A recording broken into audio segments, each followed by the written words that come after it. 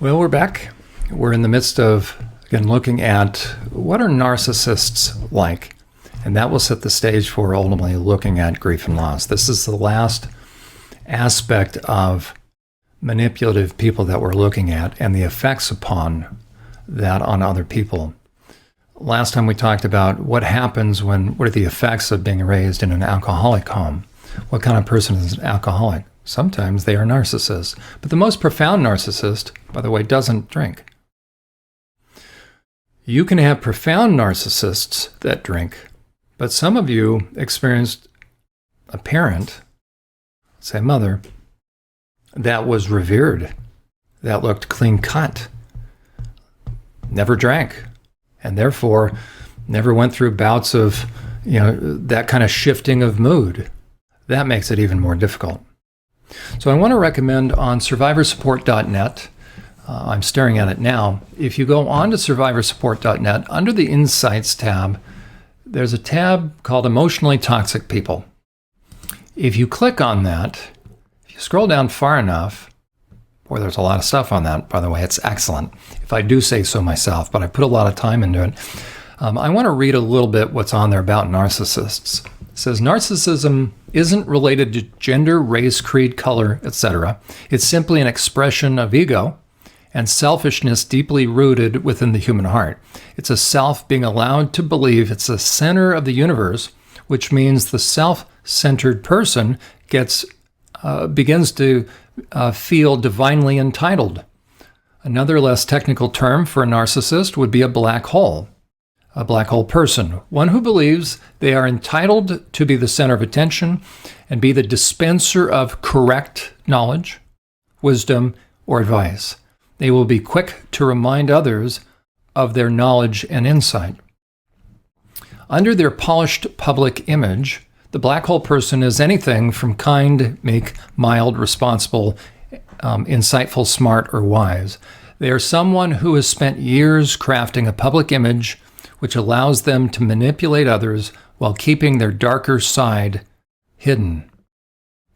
When the black hole person encounters someone who doesn't seem to recognize their wisdom, they'll begin to reveal another side, which is actually not another side, but exposing a little more of who they truly are and the degree of snide ego residing just below the surface.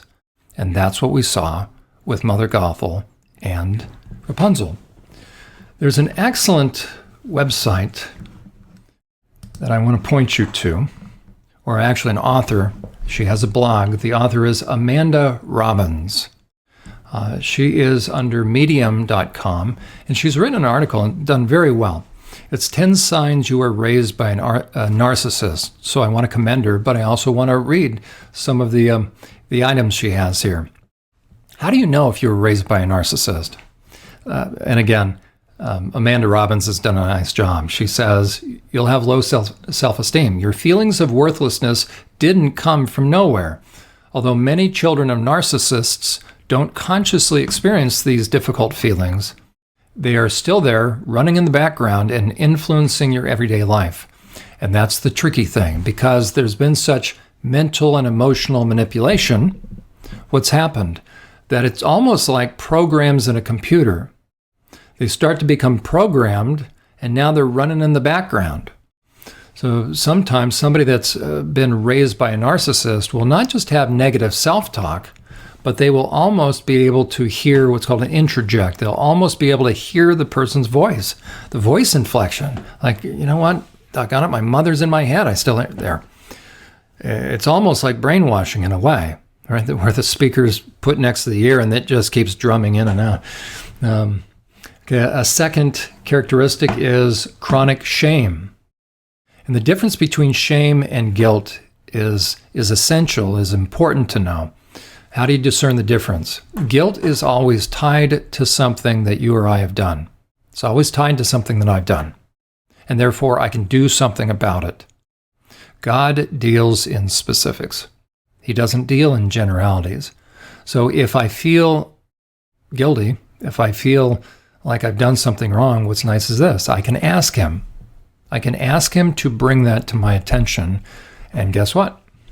He will. That's why in Matthew 5 it says, if you're at the altar presenting your gift and you suddenly remember, well, why then? Probably because the guy didn't want to know it beforehand, but maybe something got the better of him. I mean, he actually said, Lord, if there's something there, let me know. And by the time that happens, there's been a lot of stuff. And that's why the injured party, the party that has been negatively impacted, you keep reading in that passage, says they're actually heading to court, to the heavenly court. And you notice Jesus doesn't say, the injured party, they really ought to forgive. They really ought to get over it. They really ought to let it go. Bear with one another's burdens. Now, those verses are true. That's not how it's applied. Okay? So a sense of shame is false guilt. If I take my stuff and put it on you, then I bear that guilt. But if I'm not accepting it, then it rests upon you. And what are you supposed to do with that? How do you get it off of you? If I'm not going to take it off of you, now you feel guilty for something you haven't done. That's what we call shame. Ultimately, the only thing you can do is have your intuition come back so it can discern what is or isn't yours. And by the way, that's the goal of counseling. If somebody asks, what do you do? What do you do with folks? Where are you going with them as a therapist? Where are you trying to take them? One of the places, as it were, one of the destinations is being able to discern what is your stuff, no more and no less.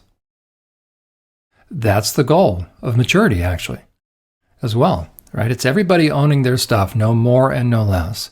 In a dysfunctional family, which is a family that is tension reducing, but never tension resolving, everybody's placing their stuff on someone else. And it's usually the big people dumping on the little people, keeping the little people down. But you think of Mother Gothel. She was dumping her stuff. What is her stuff? She doesn't want to get old. So she's using her daughter, who she stole, by the way. So Mother Gothel would not be honorable, though in Rapunzel's mind, that's her mother. So there's a good example. As a matter of fact, if Mother Gothel and Rapunzel had gone to church together, and it was Mother's Day, what do you think it would have looked like in the pew or in the chairs? Mother Gothel would be sitting there like what? Preening. And Rapunzel would have to look like what? Smiling, but dying on the inside. That's what the narcissist does. And that's why so many young people leave church, because they're tired of the hypocrisy. They've seen it too many times. So pastors need to be discerning. Okay, getting back to the article from Amanda Robbins. She indicates the 10 signs you were raised by a narcissist. First is low self-esteem. That means you don't view yourself the way God does. Okay, we're not to be ego-driven, but we're also not to be doormats. God did not design us to be doormats. Okay, chronic sense of shame, sensitivity to criticism.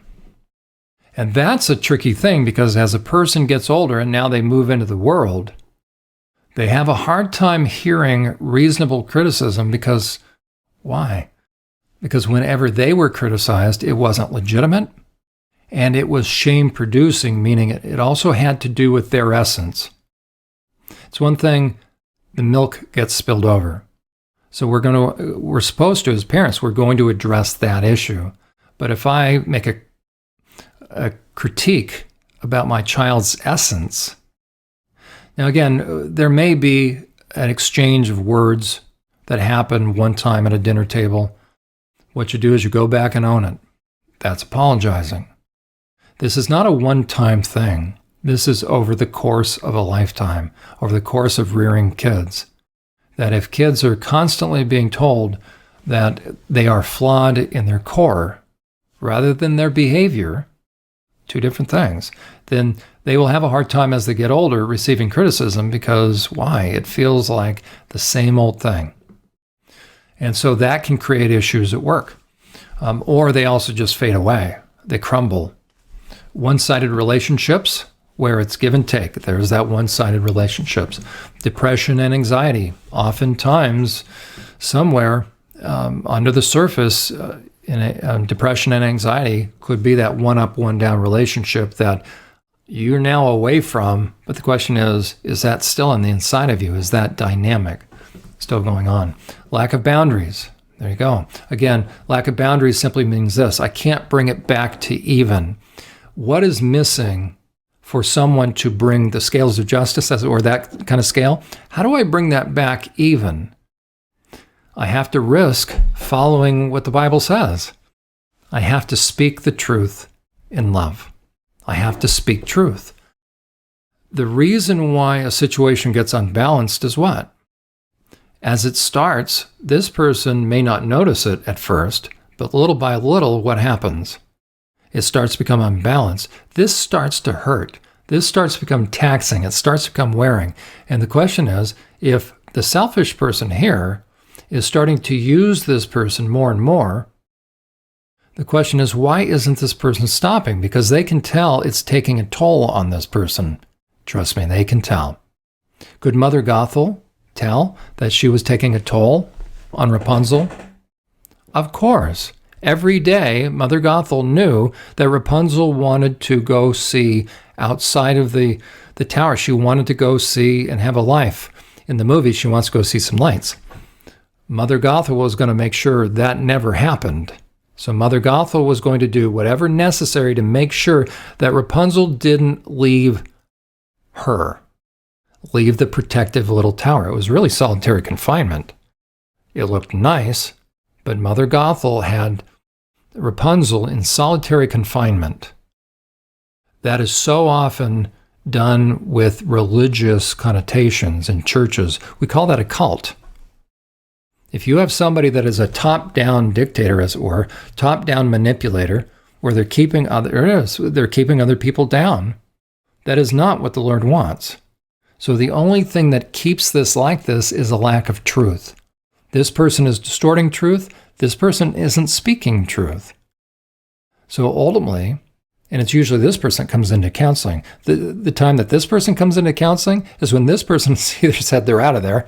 So this can be the guy that comes home and finds the note that she is divorcing him.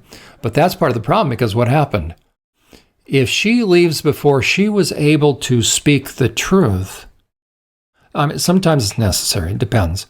Okay, but ideally though, if this person hasn't learned how to speak the truth and then leave, what happens is they may depart, but there may also be this dynamic. So they'll get into another relationship, and that's where some of these characteristics are. So it may be that they're with a decent person now, but because they don't feel eligible to have a voice or haven't seen conflict properly resolved, what do? They either stuff or they go one or two extremes, but typically they start to stuff. So before you know it, they've started to put themselves down, and that makes this person frustrated if this is a good person. So this person, having been used to this kind of dynamic, will almost be driven to create that in their next relationships, which that gets into some of the crazy-making cycle. Okay, so what are some of the other characteristics? Lack of boundaries, problematic relationship to anger, and that's part of that. So if all I've ever experienced is anger bringing about negative things, here we are again. Okay, so here's the one-up person, one-down person, the dumper, the dumpy, the oppressor, the oppressed, person that is not doing the right, just, and fair thing. This person's not speaking to it. Okay, so you have an imbalanced relationship. This person is dissatisfied genuinely. This person is selfish and will always say they're dissatisfied. This person will never say they're dissatisfied, really. So again, how do you even that out? Well, if all you've experienced is anger being used in a manipulative way, anger being used to shut you down, to confuse you, to overpower you, then a part of you can't imagine what it's like to have anger used properly, which is really assertiveness. Anger used properly, but it depends upon the context. But generally speaking, when it has to do with relationships, it does not have to be a knockdown, drag out. We need to practice confrontation. Now, that may have brought to your mind, wait a second, I thought you said it's not supposed to be a knockdown, drag out. It's not. The word confrontation, though it connotes for a lot of us, we're going to town, has nothing to do with that. It simply means, think about the word, confront, to place in front of. Genuine confrontation has nothing to do with disrespect, because you're not supposed to disrespect someone. It has to do with addressing an issue. It's bringing it out in the open, and we're going to look at it, and we're going to analyze it. We're going to see what's going on. So if you're in a one-up, one-down relationship, the only thing that is needed, and the only thing that can change it, so the only thing that is needed to change this, because this person is benefiting, they're never going to change it. Okay, so if you keep waiting for this person to finally say, thank you for all the years of sacrifice, here, now let me help you up and I'll serve you. If you think that's going to happen, if you think that Mother Gothel is ever going to return the favor, as a matter of fact, if you haven't seen the film, you need to watch it, because at the very end of it, Mother Gothel really reveals herself. And it's not that Mother Gothel changed. Mother Gothel finally revealed herself. So the selfish person, every now and then, I think the Lord makes them go crazy, you'll see that veneer crack open and you'll see the real person. And you saw Mother Gothel when her eyes bugged out, but then Rapunzel stared at her, and then Mother Gothel caught herself, and she went right back into another aspect of the manipulation, where now it was mother, control, and now martyr. Oh, so how many women cannot stand Mother's Day if they're really honest? I hear from them all the time. That's the dirty little secret. So they wish they didn't have to have Mother's Day. Mother's Day also, and we're going to be talking about that for grief and loss. There's a lot of women that have lost children or never could conceive. And so Mother's Day is just filled with all sorts of emotions. I don't know if anybody does it right now that I'm thinking about it. So I think Hallmark sells a lot of cards, but when you think of all the different issues going on, so you can have the ideal, which is somebody had a wonderful mother, and now they're being honored. I really think that's rare.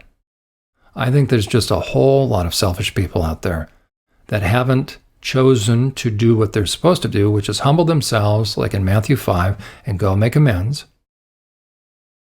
And so they become Mother Gothels.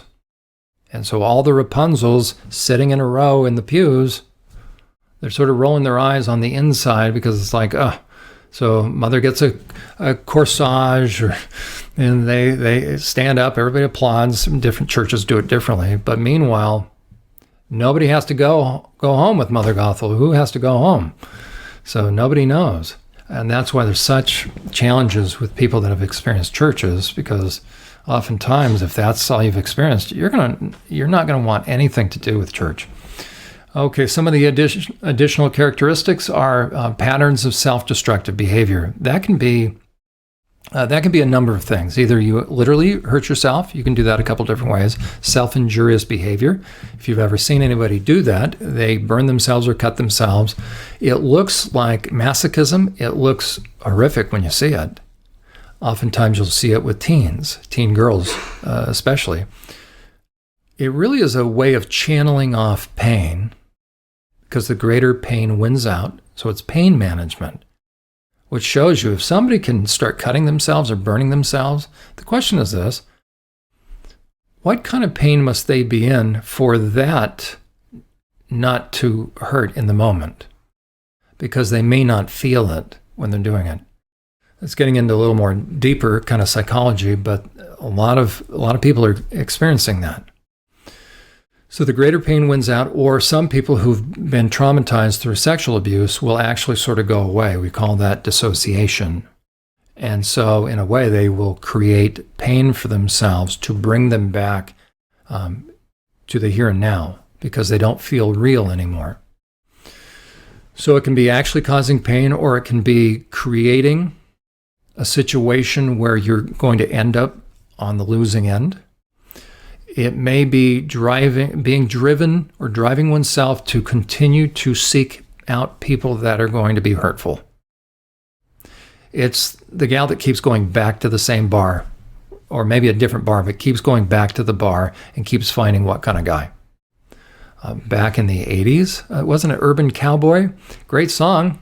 Looking for love in all the wrong, I'm not going to sing, looking for love in all the wrong places. How many women, especially now with 50 Shades of Grey, and how sexuality now has become so deviant, so twisted. As a matter of fact, I think that's why a lot of teen girls, when you look at the transition rate for boys versus girls, it's astronomically in favor of the girls, meaning you have many, many more teen girls trying to change their sex, change their body. They're transitioning. Why? Deep down inside, for the majority of them, if they're honest. As a matter of fact, the film just before this, Ken McClinton is good enough to show that.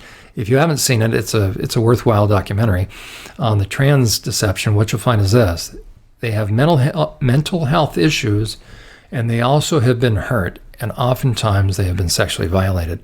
Well, if you're a teen girl and you're looking around and you see the stuff that's going on with, what's her name, Cardi B, or you see what's going on in the halftime of J-Lo, of the Super Bowl stuff, and you don't want that, what are you going to do? You're almost going to opt out. But no kid is really static. They need other people. They start to recoil, but then where do they go? They're online, and they don't even know they are ripe for certain people that they don't know the age of the person they're dealing with, but they are ripe to be groomed for another predator, now of the same sex, same gender, to use them. So here they're trying to not be used, and they end up where? And they can be used monetarily, because when the kid starts transitioning, doctors are making money. Like a doctor's going to turn a kid away. It's absolutely pathetic, by the way, that this is going on. Plastic surgeons are making tons of money. It's absolutely sick. Doing double mastectomies on teen girls, or girls that are in their late teens. You're sterilizing these kids, so it's horrible. So, but as far as a pattern of self-destructive behavior, it's oftentimes they will find another person to recreate what is familiar. So the word family, it's kind of an interesting play on words. I'm drawn to that which is familiar. So if you've ever seen someone leave home, but they end up with somebody that's destructive without realizing it, they were being driven to kind of fill a void, and they thought they were choosing someone that would solve the problem. Now it created a bigger one. A depleted sense of self. They just don't feel worthy, and they just feel empty. Competitiveness. Now that's an interesting one. Sometimes you'll find that, as Amanda Robbins says, sometimes you'll find someone that just is overly competitive. That's not too often, but that can happen. And so before you know it, that can stir up some issues. I did want to mention, with the few moments we have left, because she mentions about complex trauma. For those that were raised with a narcissist, oftentimes there will be a lot of stuff, and that's what we're covering, layers of things. But I want to speak just for a moment to what complex trauma is. I've read a lot. There's a lot of things you can look up about it. Here's my theory, and I think I'm right, so hang with me. Complex trauma, the underlying idea is that somebody now is bonded to their abuser, a person that's going to take advantage of them, that's being hurtful to them, and they have a love-hate relationship. They can't quite ever get away. They're drawn back. And so they call that traumatic bonding. What I call it is this: it's half-baked recovery. I'm starting to see the truth, but a part of me is still holding on to not the relationship because it's hurtful. They're holding on to the hope that's never going to be there. And they're an inch away from that, but they need to see it. So what is called traumatic bonding, I would call it half-baked healing. So I can't get away because a part of me is still holding out hope that maybe, just maybe, I'm finally going to hear what I've always longed to hear. And I'm never going to. And it's not until the person that is traumatically bonded, using that term, until they finally see that this is a well that you can keep pumping and pumping and pumping, this well, but nothing's ever going to come out. Why? And here's the key. Because the person never intends to do anything other than what they've been doing. So with Mother Gothel, here's a question. How long could Rapunzel continue to give and put up with all that stuff until the cows come home? So it's not until she finally would see that's never going to change, that she finally realizes and goes through the grief and loss, that it's never going to change. And that truth will set her free. Until next time, next Friday evening, be back here because we will now move into what are the signs of grief that most people are not aware of. And I think you'll find it very informative. We'll see you next time. Information our host, John Euler, has shared. To donate to this ministry, schedule a personal consultation with John, or to arrange a professional training for your church or organization with John, simply visit our website. On behalf of Survivor Support, we look forward to hearing from you and to have you join us next time on Journey to Healing.